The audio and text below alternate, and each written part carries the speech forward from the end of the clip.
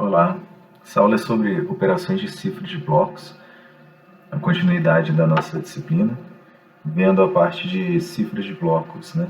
Agora a gente vai ver algumas operações a mais e também, antes, a gente vai discutir um pouco sobre o 10, novamente, mas só que o 10 com duas fases, e também o triple 10. Como objetivo nessa aula, a gente tem analisar a segurança de esquemas de encriptação múltipla, que é o que a gente vem vendo com relação a blocos e rodadas, né? Então vou explicar sobre o ataque Meet in the Middle, voltado para o 10 ou também voltado para qualquer operação de blocos.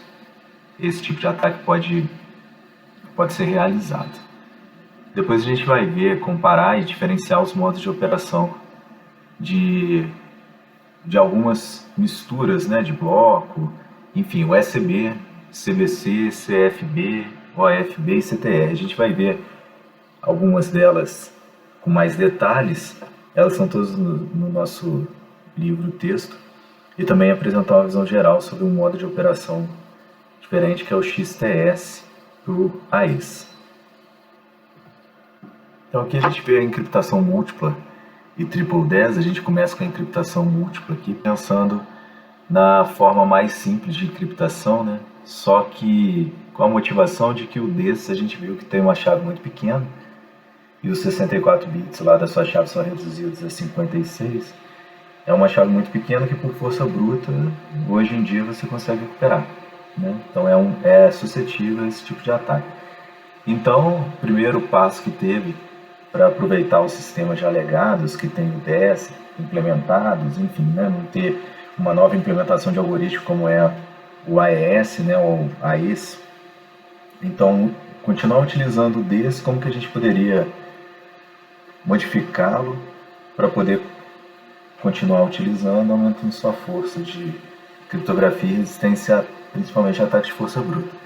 Então aqui a gente vê duas chaves de utilização. Essa é a maneira mais simples, que seria você ter uma primeira chave em texto plano entrando, e aí uma primeira chave K1, que gera o texto encriptado com a saída X aqui, e depois você encriptando novamente com uma outra segunda chave K2. E aí saindo o texto está encriptado, e a única coisa que você teria que fazer é então utilizar a K2 como primeira etapa para decriptação e a K1 como segundo passo, né? Então, nosso caminho de encriptação vira então o caminho reverso aqui a nossa decriptação, como a gente já tinha visto em outros algoritmos, né? Cifra de Feistel, enfim. Porém, o DES duplo, ele vai resultar em um mapeamento que não é o equivalente à encriptação do DES único, né, que seria simplesmente usar uma chave. Mas existe um modo de atacar esse esquema. E esse esquema, mesmo com duas chaves, ele não é só também uma particularidade do DES, né? Não ataca só uma propriedade particular do DES, mas vai funcionar em qualquer outro tipo de cifra de encriptação em bloco, tá bom? Então, é um tipo de ataque que pode ser estudado, pode ser avaliado para ataque em cifras de bloco. Então, o algoritmo do Meet in the Middle, o que ele faz é, na tradução livre, né, encontro no meio, é baseado na observação de que o texto encriptado, ele utiliza, no primeiro momento, a chave K1 no texto plano e encripta, e depois a saída desse texto é encriptado novamente com uma segunda chave, K2, que é o que nós vimos na sequência. Isso sai do nosso texto encriptado. E aí é baseado que você poderia, então, recuperar em um dado momento, a partir da encriptação de um texto plano com a chave K1 e observando a decriptação de um texto utilizando uma chave K2, você então, fazendo um ataque de força bruta em K1 e em K2, e você verificando se você consegue decriptar utilizando a combinação feita, você então estaria realizando esse ataque do tipo Meet in the Middle. Para ficar mais claro, a gente tem no nosso livro-texto uma discussão sobre esse ataque, sobre o D10 duplo, né, o double 10, e aí a gente vê que supõe dessa afirmação de que, sendo verdade, que todos os valores de chave 56 bits, no caso, né, do DES, dado duas chaves, K1 e K2, a gente espera que acontecesse esse tipo de coisa, fosse possível encontrar K3, o que reduziria, apesar de estar usando duas chaves distintas, a gente continuaria tendo uma chave de 56 bits, né? Então a gente estaria com K3, reduzindo então a utilização de duas chaves com dois períodos de encriptação, reduzindo a um problema inicial, que era você ter uma chave de 56 bits para você tentar realizar uma força bruta e recuperar essa chave. Então, aqui vem uma discussão sobre isso. Acho interessante vocês passarem sempre pelo livro para ir acompanhando as aulas. Então a gente tem essa ideia, né, do mapeamento dos 64 bits de entrada, do bloco de entrada para 64 bits do bloco de saída. Isso então geraria possíveis 2 elevado a 64 blocos, né, de entrada, e uma chave especial, ela então iria mapear um bloco de saída de 64 bits. Então, quer dizer, a gente, considerando esses mapeamentos como permutações, a gente teria então um fatorial aqui de 2 elevado a 64. Só que o DES define mapeamento para cada chave diferente, né? Então o número total de mapeamentos, na verdade, seria 2 elevado a 56. Por isso o ataque Meet in the Middle, então ele vem tentar olhar esse tipo de coisa, né? Ele vem tentar explorar esse tipo de coisa, a combinação entre tamanhos de chave. Mesmo então que você utilizasse, voltando aqui, né, só a nossa parte então da premissa que Diff utiliza aqui para o ataque Meet in the Middle seria então o texto plano com a chave K1 encriptado, a saída disso encriptado novamente com K2, você tem texto cifrado. Mas o que ele quer então é fazer a correlação de X, onde X seria um texto cifrado, texto plano cifrado com K1, e um texto decriptado com K2, você faz a correlação e então vai montando as suas tabelas para dizer, olha, essa chave tem potencial de ser uma chave K1 ou K2, que é o que está sendo explicado aqui, um par conhecido, P e C, que seria o nosso texto plano e o nosso texto encriptado. O ataque ele prossegue encriptando P com todos os 2 elevado a 56 valores possíveis de K1, então estou realizando uma força bruta em um universo de 2 a 56 porque eu quero só essa chave, armazeno os resultados na tabela, ordeno por valores de X, em seguida decripto C, usando os 2 elevado a 56 valores possíveis de K2. O que eu vou fazer? À medida que decripta o dado com sucesso, comparo o resultado com a tabela e busco a ocorrência. Se tem uma correspondência, então confronto as duas chaves resultantes do par texto claro e texto cifrado.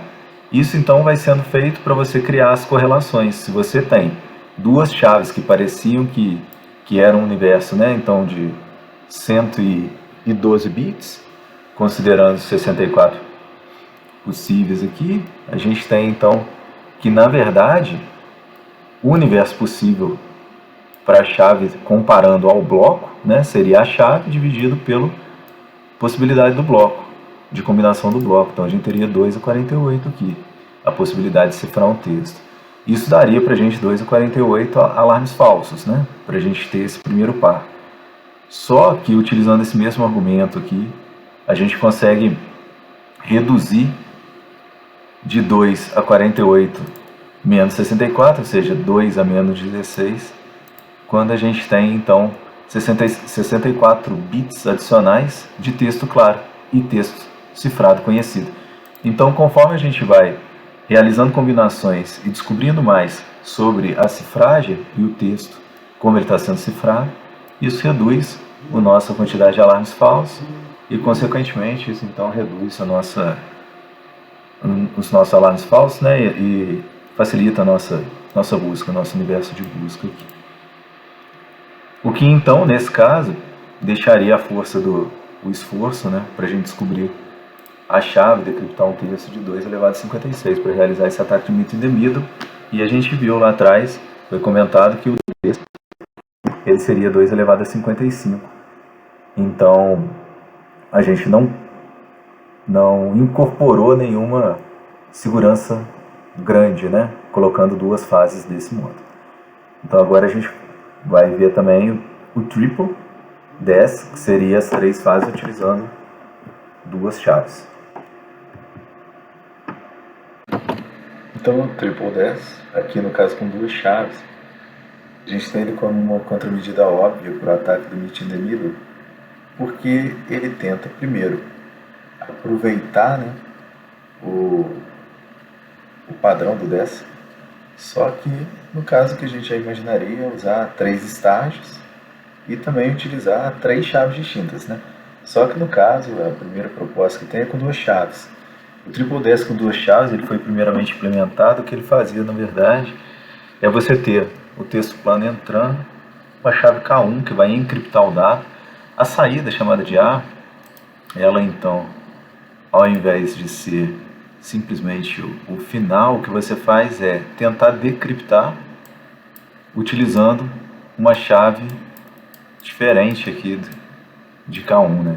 Que vai gerar um erro para a gente, na verdade, vai gerar um embaralhamento maior, que é a saída B, e esse B é novamente encriptado com a chave K1. Tá? Então o que acontece é essa rodada de decriptação aqui, que é uma rodada que, na verdade, utiliza uma chave diferente, então embaralha mais os dados. O caminho para a decriptação é o caminho inverso, né? Basicamente, quando você tem esse espaço aqui, você tem como se fosse um universo aqui de duas ações formando uma saída, e essa saída vai ser encriptada pela K1. A gente tem no nosso livro texto aqui a informação de como que isso fica, né? A gente tem então o texto plano sendo encriptado por K1, com K1, depois é decriptado essa saída com uma chave errada, K2, e, por sua vez, é encriptado novamente com K1. Isso forma o nosso texto cifrado. Depois é feito o caminho inverso para decriptar. A gente tem no texto também, é interessante comentar, que diz que não existe ataques criptoanalíticos práticos, né, para o triple DES. Só que, na verdade, hoje em dia a gente sabe, desde 2017, que triple DES com 2 chaves e até o com 3 chaves, eles são sim suscetíveis a ataques, né? Ataques não só de força bruta, como o triple DES com 3 chaves é suscetível a criptoanálise diferencial. Seria você ter pedaços de texto e conseguir recuperar a partir de colisão de chave ou então característica de encriptação dos textos, você realizar um diferencial, um short entre os textos encriptados, para poder tentar encontrar qual que seria a chave, né? Então o triple DES ele é sim suscetível desde 2017 a ataques não só teóricos, mas práticos, né? Em cima de VPN, principalmente, serviços legados que utilizavam triple DES. A gente tem aqui uma alternativa que seria utilizar 3 chaves, que dizendo, né, que ataques de triple DES com 3 rounds, né, no nosso caso ali 3 rodadas de encriptação, né, na verdade 3 formas de encriptação, decriptação e encriptação para gerar o texto cifrado. A gente está utilizando 2 chaves, agora a gente tem uma terceira chave aqui que pegaria toda essa saída. Esse foi com o recurso computacional que a gente tem atualmente, ainda é, quando utilizado, é o mais utilizado. O tamanho da chave efetiva é de 168 bits, porque a gente tem aqui então as 3 chaves de 56, né? Considerando lá os nossos 8 bits para o 64 da chave.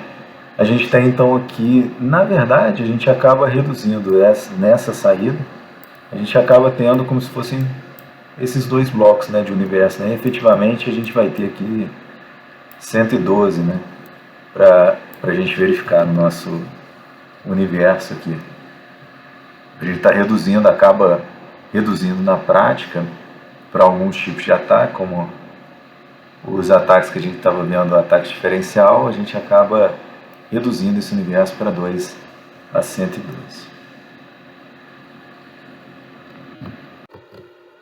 Entrando agora nas técnicas de cifras de bloco, nós temos aqui 5 modos. Esses 5 modos foram definidos pelo NIST, nesse documento SP838A, e ele então define para cada um dos modos de cifras de bloco as aplicações que podem ser utilizadas, né, ou que normalmente vão ser utilizadas. A gente vai ver cada um dessas técnicas e vamos discutir cada uma delas. Então, começando pela mais simples, que é o ECB, o Electronic Code Book.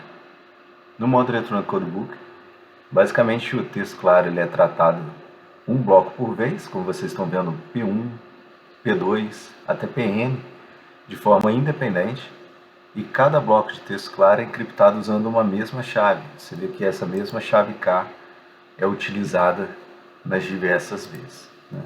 É a mesma chave para textos, blocos distintos. Aí aqui a gente está falando de tamanhos de bloco B, de entrada, que vão ter blocos de tamanho B também, de saída encriptada. O que isso quer dizer? Que se eu tiver um arquivo que tenha um tamanho de bloco maior, né, do que o que vai conseguir entrar aqui nessa rodada, então o que vai acontecer é, eu tenho 256 bits, meu bloco é de 128. O que eu vou fazer é criar um bloco de 128 e dividir os outros 128 em outro bloco. Tá? Agora, e se eu tiver então 122 bits, por exemplo, em um último bloco, por exemplo, Pn, o que vai ser feito é preenchido esse final desse bloco com bits para você trabalhar nesse mesmo tamanho de bloco, né? Bloco B, tá bom? Agora, uma fragilidade, né, que esse modo tem é que para uma saída, para uma entrada, né, de bloco B em texto claro que seja repetido em algum momento, como você usa a mesma chave de cifração, a saída vai ser a mesma. Então, supondo que P1 seja igual a um P3, esse bloco de 128 bits, por exemplo, a saída, utilizando a chave K, vai ser a mesma. O que, para um criptoanalista, fica simples, né, de tratar como um ataque. Agora, se você tiver arquivos pequenos, né, vamos supor que você tenha só uma chave dessa, né, 64 bits, você quer encriptar essa chave utilizando o ECB para então repassar essa chave a alguém. Então, sim, esse é um modo interessante de se pensar. Então, normalmente ele trabalha em conjunto com os protocolos que a gente já vem vendo com relação às cifras de bloco. Aqui, então, a gente tem só a parte da decriptação, que é basicamente a gente ter o bloco encriptado, C1, C2 até Cn, utiliza a mesma chave para decriptar blocos de maneira separada, né? Então, é um passo bem simples, né, que o USB provê para a gente. Já no modo CBC, a gente tem que, primeiro temos um vetor de inicialização. Esse vetor de inicialização ele vai ser feito um XOR com o primeiro bloco e depois a encriptação com a chave K vai ser realizada. Para então nós temos a saída encriptada de C1 do primeiro bloco. Já essa saída de C1 ela vai ser parte da encriptação do segundo bloco.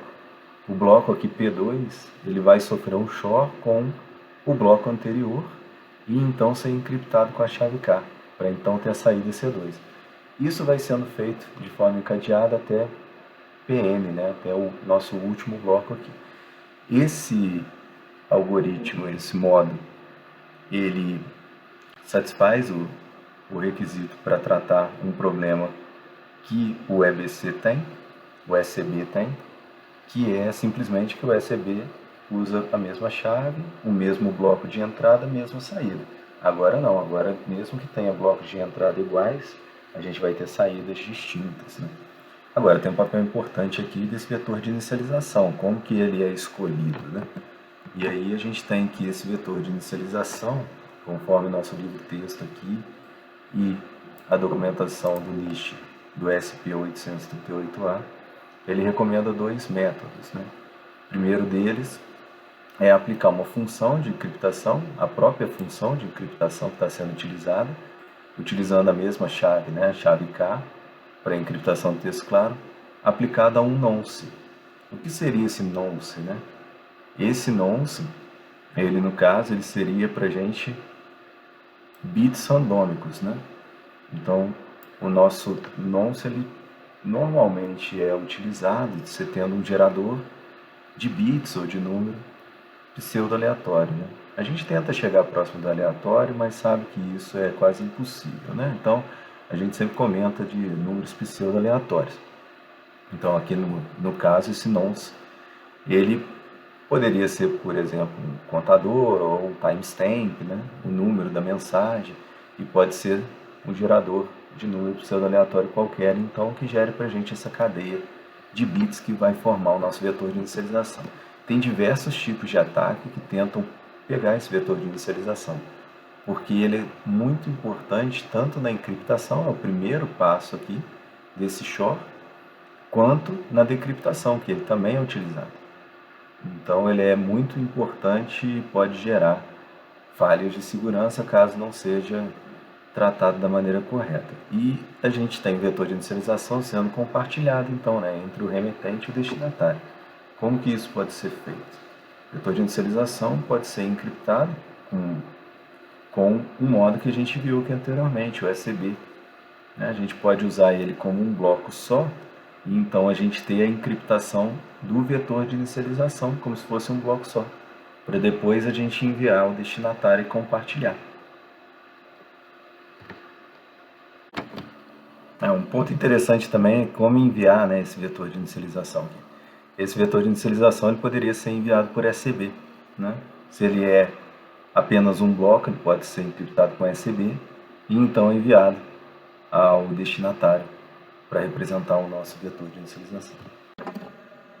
Agora o que nós temos é um modo Cipher Feedback, que seria o CFB.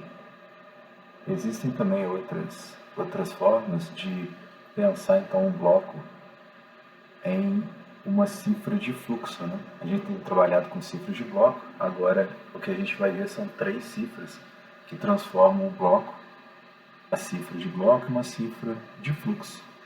Então, só lembrando, né, a gente tem lá a divisão do 10 de 64 bits, como entrada de bloco de texto, e o AES com a entrada de bloco de texto e saída também sempre igual, né?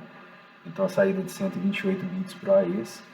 O que a gente está vendo aqui, então, são as operações que quando a gente tem mais de um bloco, né, a gente tem N blocos, a gente tem que dividir, e para dividir e preencher o final, caso não tenha, por exemplo, no AES, né, forme um bloco final de menos de 128 bits, preencher até os 128 bits, porque os protocolos, os nossos algoritmos, eles trabalham com esses tamanhos de blocos bem definidos, né, de entrada e, consequentemente, saída.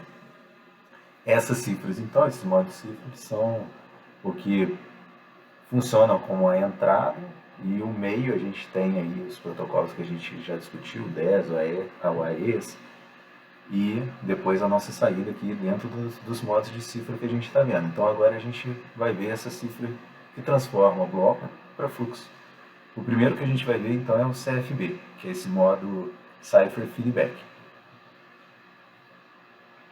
Como eu havia comentado, então aqui está a explicação, né, com a cifra de fluxo, ele vai eliminar a necessidade daquele preenchimento que existe, que a gente estava vendo nos outros algoritmos, o preenchimento da última mensagem no final, né, para formar um número inteiro de blocos.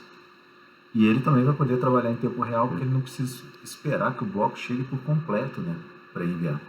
Chegando a uma pequena parcela, ele já pode encaminhar. E aí essa parcela seria esse S bits, que é o que a gente está vendo aqui. O valor de S em geral, ele é um valor igual a 8.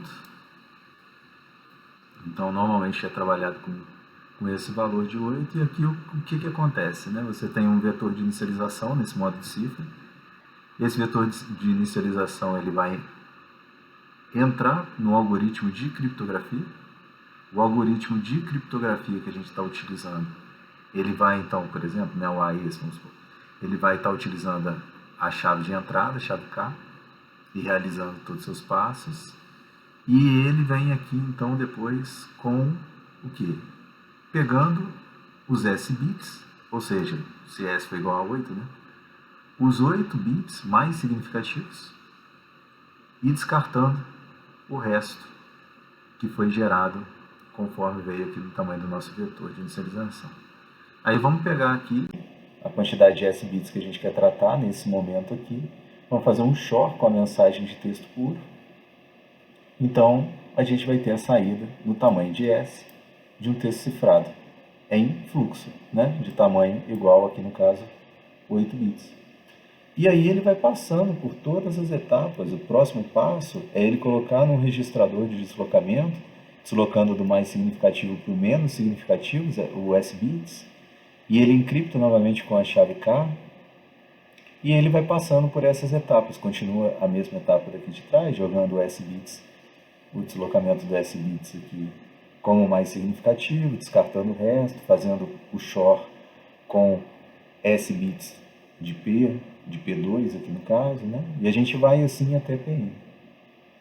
Quer dizer, a gente agora conseguiu construir um modo, aprender um modo que não é mais por um bloco inteiro do tamanho que a gente vinha trabalhando. Agora ele consegue trabalhar com fluxo, né? Ele consegue pegar tamanhos bem menores e já trabalhar num próximo mais de um tempo real. Já por causa da decriptação, aí é um ponto interessante que mostra que você vai utilizar o mesmo algoritmo de encriptação para realizar a reversão da decriptação desse modo aqui. Isso porque, se a gente for ver no nosso livro de texto, tem a correlação que deixa claro para a gente que um texto cifrado C1 ele é a junção de P1, texto puro, 1, com o XOR do bit mais significativo S, da encriptação da chave K com o vetor de inicialização, que, se a gente reorganizar os termos, a gente tem que P1, texto puro, ele é simplesmente texto criptografado, XOR, bit mais significativo S, tamanho S, né? Da encriptação de K com o vetor de inicialização. Ou seja, é simplesmente a mesma ação, né, que é feita só trocando a. Agora já para o modo Output Feedback, ou AFB, a saída da função de encriptação é alimentada de volta para se tornar a entrada da encriptação do bloco de texto seguinte. Agora estou falando de bloco, apesar de ter uma cifra de fluxo, né?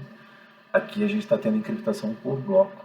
Uma coisa interessante que acontece no AFB é que essa linha tracejada que ela está mostrando para a gente, que a operação da encriptação e da sequência da utilização da saída do algoritmo de encriptação com a chave de entrada, ela é uma entrada para a próxima rodada do algoritmo de encriptação com a chave. Isso quer dizer o quê? Que se utilizasse aqui o vetor de inicialização e ele tivesse então um padrão, você teria, né, na verdade, um padrão, um vetor de inicialização que poderia ser recuperado em algum momento pelo atacante. Então é utilizado, na verdade, um nonce que gera a aleatoriedade para a cifração em fluxo que está acontecendo nessa linha tracejada. Então observe que você tem a entrada do nonce, que foi gerado ali naquele momento, isso é a entrada para o algoritmo de encriptação, que passa como entrada também a chave K. Depois é que a gente vai ter o nosso bloco sendo aqui encriptado. E aí o bloco sendo encriptado, na verdade, com a operação de XOR, né? Com a entrada do nosso nonce, mais chave e o texto cifrado. É a nossa saída aqui.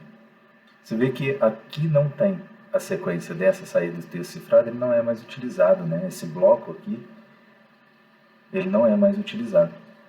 O que é reutilizado é a saída já do algoritmo de encriptação. Então, para fazer a volta, a gente vai ter na decriptação a mesma coisa, né? A gente vai ter um nonce aqui, que vai ter que estar compartilhado para aquele momento, com o algoritmo de encriptação a ser utilizado com a chave, e depois a gente vai fazer um shor para voltar, só que agora do texto encriptado, para ter como saída o nosso texto plano, certo?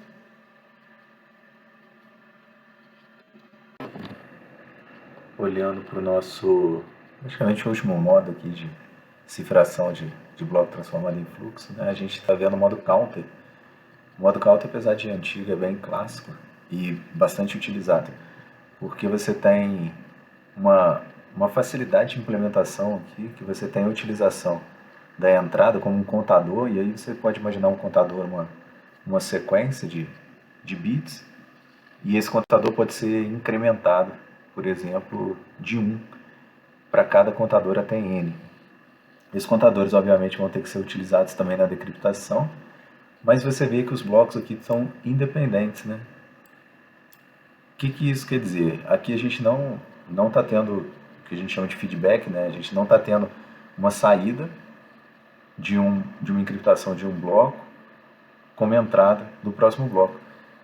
Isso faz com que, apesar de você ter que tomar cuidado, né, com a numeração que você está usando nesse contador aqui, né, essa entrada que você está utilizando, para ela não se repetir, não começar a gerar padrões, você tem uma coisa interessante que poderia ser separar cada uma das operações como threads distintas, né? Então você pode realizar um processamento em paralelo aqui e processar cada um desses blocos de maneira separada, né? Você vê que a operação é bem simples, né? O que muda basicamente é essa entrada aqui do contador, mas o mais interessante é isso, a gente ter essa possibilidade de processar em paralelo, o que reduz bastante o tempo para processamento da encriptação e decriptação, lembrando aqui também que ele utiliza também o algoritmo de encriptação para fazer tanto a encriptação quanto a decriptação. É fácil a ida e a volta utilizando esse modo. E você pode rodar então em paralelo, o que permite que você recupere mais rapidamente, né, os blocos na hora tanto de gerar a encriptação quanto decriptar. Como nós vimos cada um dos modos, interessante a gente voltar nessa tabela e agora entendendo, né, cada uma das siglas, SCB, Electronic Code Book, ele faz então para cada bloco de bit texto claro, codificado independentemente, só que usando a mesma chave. A aplicação típica é transmissão segura de valores isolados, né, ou seja, uma chave, por exemplo, de encriptação, um vetor de inicialização. O CBC, o Cipher Blockchain, aí a entrada do algoritmo de encriptação já é um shor dos próximos 64 bits texto claro e os 64 bits anteriores de texto cifrado. A gente viu que ele vai formando aquele fluxo, né? Então a transmissão é para transmissão de uso geral orientada a bloco, então aí a gente pode pensar também em redes em protocolos do tipo TCP, né? Utilizando dentro com controle de utilização em fluxo, né? A gente fluxo para conexão, né, de pacotes, a gente ter orientado a conexão, então utilizando orientado a bloco. Ele serve também para autenticação, por exemplo. Uma das aplicações. O CFB, Cipher Feedback, a entrada então vai processar S bits, então aí a gente viu que divide, né? Já transformou aqui então em fluxo, né? A gente não está pegando um bloco inteiro, está pegando S bits de cada vez. E o texto cifrado anterior é usado como entrada para o algoritmo de encriptação a fim de produzir saída pseudo-aleatória. Cada pedaço desse fluxo vai ser de saída, né, encriptado, vai ser entrada para o próximo bloco, que então aplica um shor com texto claro, e aí sim, né, é a entrada para a próxima unidade, né, para o próximo bloco. Também orientada a fluxo e também a autenticação. O AFB, o Output Feedback, semelhante ao CFB, né? Semelhante ao CFB, exceto que a entrada do algoritmo de encriptação é a saída 10 anterior. Ou seja, são usados, nesse caso, não S-bits, mas blocos completos. A transmissão também é orientada a fluxo e pode ser utilizado, por exemplo, canal de ruído. Por quê? Aqui no caso está por satélite, mas poderia ser rede sem fio, por exemplo, também, né? Porque você tem uma condição de recuperar mais fácil os dados, já que você está tratando blocos inteiros e não pequenas porções como o CFB. E a gente viu por fim o counter, CTR. O CTR, cada bloco então é independente, né? Em cada bloco é aplicado um SHOR com um contador associado encriptado. O contador então ele vai ter que ser incrementado para cada bloco subsequente. A gente tem um contador novo não gerar aquela colisão que a gente comentou. A transmissão então orientada também a bloco de uso geral. Aí bloco de uso tanto faz você trabalhar como tem o poder do paralelo, né? Você pode ter a aplicação em cifras de bloco em geral, não só, né, orientados à conexão com fluxo, enfim, né? E útil para requisito de alta velocidade, já que a gente consegue esse processamento em paralelo. Esse então agora é o nosso último modo de cifragem, é o modo mais recente. Ele é bastante utilizado em ambientes com blocos do tipo um disco de armazenamento, um pendrive, algo que você queira cifrar então conteúdo, né? Em geral a gente tem aqui essa aplicação do AES com esse modo XTS. Então o XTS com AES, ele vai então ser aplicado nesses dispositivos de armazenamento, orientado a bloco. Quer dizer que a gente vai separar em blocos e vai encriptar e decriptar sempre em blocos de mesmo tamanho. Blocos, por exemplo, de 128 bits, né? Que são os blocos padrão do AES, para entrada e saída. Aí a gente tem algumas coisas aqui interessantes, como a cifra, ela é baseada na cifra de bloco ajustável, que tem então uma entrada de TJ, onde esse T aqui seria o nosso fator de ajuste. Esse ajuste poderia ser um inteiro positivo normalmente, então ele tem, para cada entrada a gente vai ter um inteiro positivo aqui sendo incrementado, e ele é entrada para uma função hash. Essa função hash, aí é a questão de a gente entender que mesmo sem ter apresentado funções hash, eu acho que a gente pode entender ela como uma função que é para verificar a integridade, onde é fácil verificar a integridade, na verdade, porque é uma função que ela só tem um sentido, então ela como uma função ela é uma função injetora, então você tem só uma entrada e vai ter uma saída. Essa saída você espera que não haja colisão desse tipo de saída, mas verifica então que uma entrada de um inteiro, por exemplo, ela vai ter uma saída de tamanho fixo, e essa saída ela só vai ser reproduzida quando a entrada for igual. Então, se a gente modifica esse TJ aqui para cada entrada, a gente vai ter então saídas diferentes dessa função hash. Essa função hash, então, o HT de J, ele participa de um SHOR com texto plano e também depois da encriptação realizada.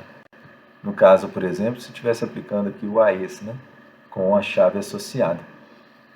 E aí, da mesma forma, a gente vai ter a decriptação como caminho inverso para realizar a recuperação, né, do texto cifrado para o texto plano. Então, no modo XTS-AES, a gente tem que os requisitos para encriptar os dados armazenados também vão ser chamados de dados de repouso. Eles vão ser diferentes um pouco daqueles usados para dados transmitidos, como a gente estava vendo. Tem um padrão, que é o P1619, que foi criado para essa finalidade, né? E ele tem algumas características, alguns pontos, que estão numerados a seguir. O texto cifrado está livre e disponível para qualquer atacante, então é como se estivesse, por exemplo, num banco de dados ou num disco rígido qualquer um tem acesso a esses dados criptografados. O layout dos dados não muda no meio de armazenamento e em trânsito, então eu posso levar os dados de um lugar para o outro por meio do meu pendrive, por exemplo, eles não vão ser modificados.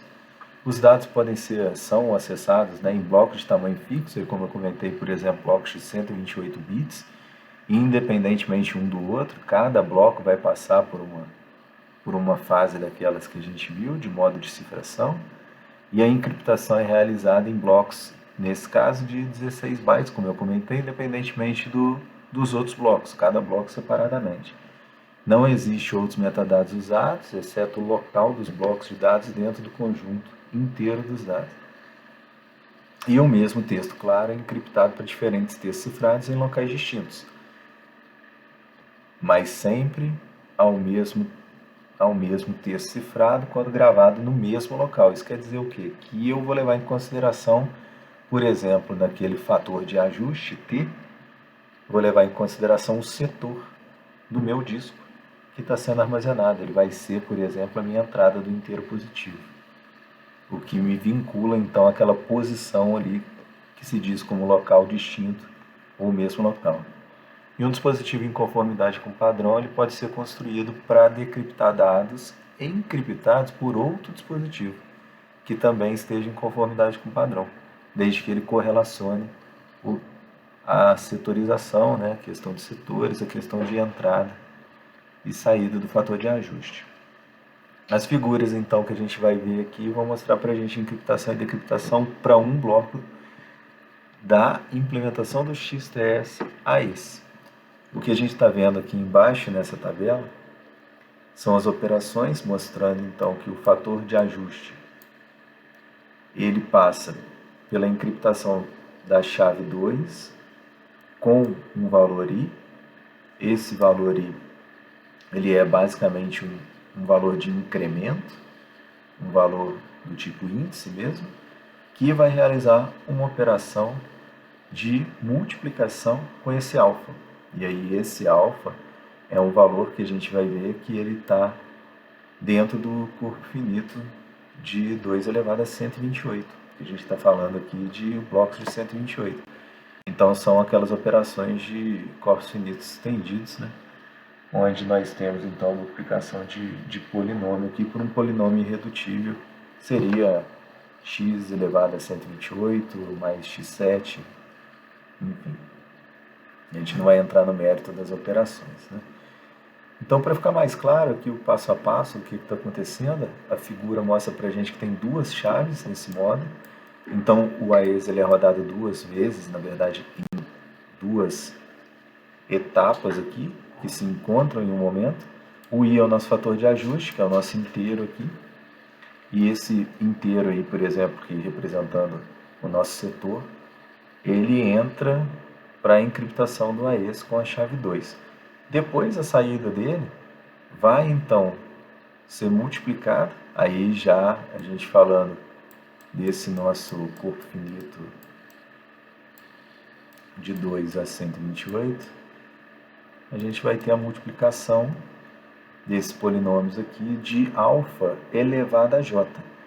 Esse fator de j ele vai ser modificado, então porque ele sofre essa multiplicação aqui, né? O próprio alfa escolhido, ele sofre a multiplicação em j para que não tenha aquelas colisões que a gente vinha comentando, do tipo vetor de inicialização e tal, então ele funciona como se fosse um nonce aqui, né? Depois de feita a multiplicação desses polinômios, a saída é t, que é o nosso fator de ajuste em si, que aí é executado muito parecido com o que a gente viu lá com o nosso clássico aqui atrás de cifra de bloco de ajuste, né? Então, o T agora ele pode fazer o XOR com o texto plano e com a saída também do texto encriptado com a chave 1 por AES, que é o CC aqui nesse caso.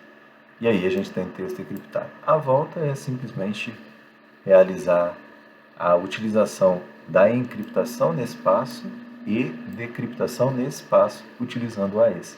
Aqui no caso a gente teve que utilizar os dois algoritmos que a gente sabe que são distintos, né? mas utilizando tanto chave 2 quanto chave 1 e os passos aqui muito parecidos. Aqui a gente vê só uma última etapa, que é quando os blocos a gente entende então que são independentes, né? Então, da mesma forma que a gente vinha conversando aqui sobre o modo counter, que a gente pode executar de maneira paralela, aqui também no XTS AES a gente também pode fazer isso. Isso é bom também porque a gente pode perder um bloco desse e não vai fazer com que não recupere os outros blocos, né? Porque eles não estão encadeados, né? Então, para recuperação são independentes. Aqui é só para a gente ver que, realizando cada operação em cima de cada bloco aqui de 128, chegando num bloco final e supondo que a gente tem um bloco aqui que tem menos do que 128, um bloco com menos de 128 bits, a gente vai precisar fazer um preenchimento. Aí é o que é chamado de roubar uns bits do bloco anterior encriptado. Então o penúltimo bloco, aqui M-1, ele vai ter então essa parcela de bits roubada para que seja incorporado nessa última fatia de bloco. Para que então preencha, né, e fique com 128 bits.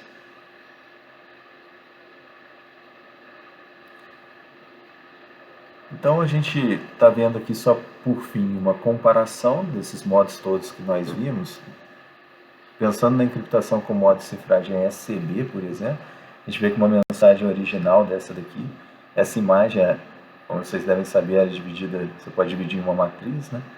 E essa matriz, no caso aqui do RGB, a gente vai ter a encriptação como blocos e utilizando o SCB a gente vê que vaza bastante, né, os dados originais. Já utilizando os outros modos que a gente viu aí, a gente não tem a visualização ou vazamento desses dados originais. Então é uma forma visível da gente ver como que esses modos operam, né, e qual o resultado deles. É interessante então vocês darem uma olhada também, tem essa página aqui da Kingston que mostra a implementação em hardware do AES com o XTS, tá bom?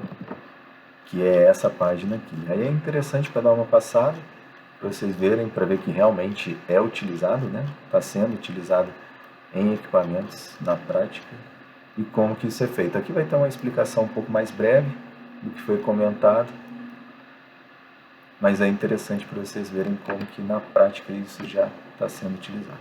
Obrigado.